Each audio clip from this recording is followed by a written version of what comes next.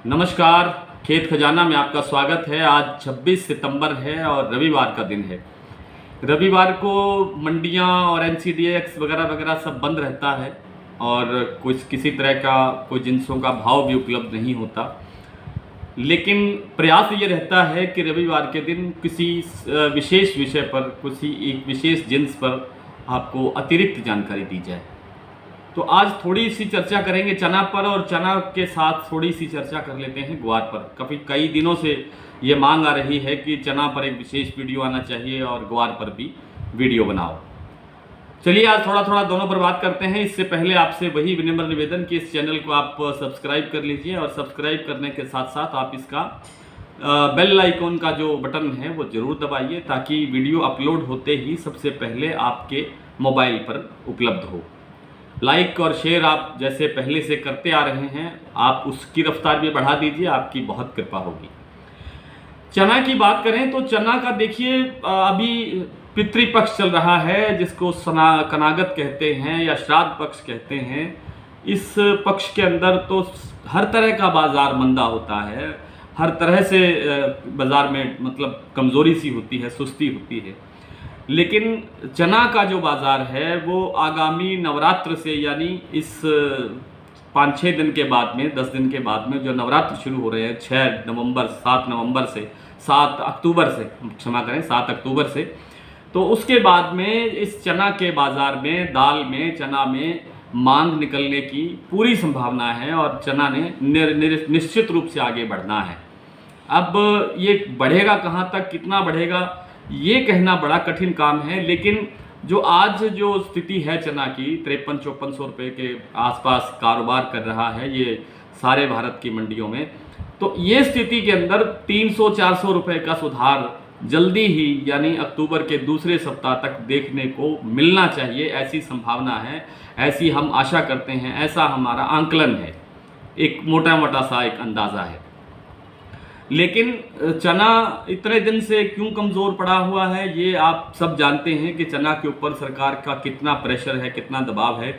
कभी stock limit की बात, कभी इस एनसीडीएक्स पर इसका कारोबार बंद करना, कभी कुछ और इस तरह के प्रेशर डालना, आयात की भी बात करना। लेकिन आयात का जो सौदा है वो पड़ते में नहीं है, सस्ता नहीं है यहाँ। और ऑस्ट्रेलिया से जो आयात होता है वो अक्टूबर में होगा, अक्टूबर के भी लास्ट वीक में होगा, और उसमें 66% की ड्यूटी हमें देनी पड़ती है। तो यानी वो बहुत कॉस्टली पड़ता है यहाँ आकर के। तो चने में अभी कोई कमज़ोरी का कोई कारण नहीं दिख रहा है, सिर्फ और सिर्फ समय का इंतज़ार है।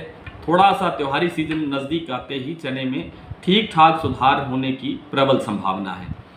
थोड़ी सी बात करते हैं ग्वार की। तो ग्वार की जैसे कि 15 दिन पहले एक वीडियो बनाया था, उसमें बताया गया था कि ग्वार की जो स्थिति है वो निरंतर कमज़ोर होती जा रही है, मतलब उत्पादन की दृष्टि से कमज़ोर होती जा रही है।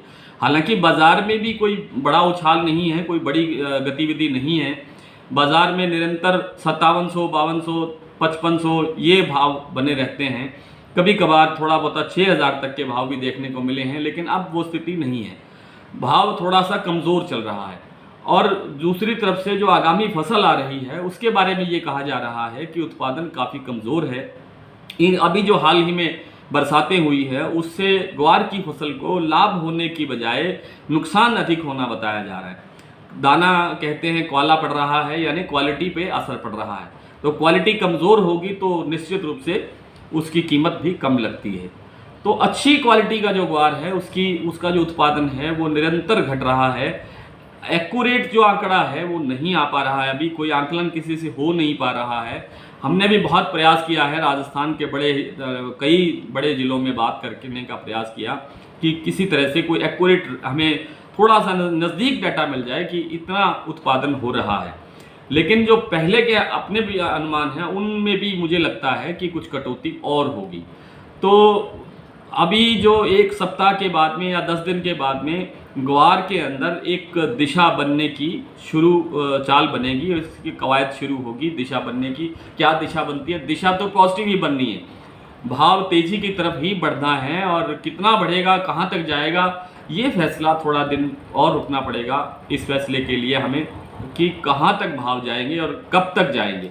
लेकिन जो गति बनने वाली है वो इसी एक सप्ताह के भीतर, 10 दिन के भीतर बनना शुरू हो जानी चाहिए, पॉजिटिव की तरफ, तेजी की तरफ, सकारात्मकता की तरफ। तो विशेष वीडियो में आज ग्वार और चना पर इतनी ही जानकारी के साथ आपसे आज विदा लेने का समय है। कल फिर सरसों बाजार के साथ आपसे चर्चा होगी। नमस्कार।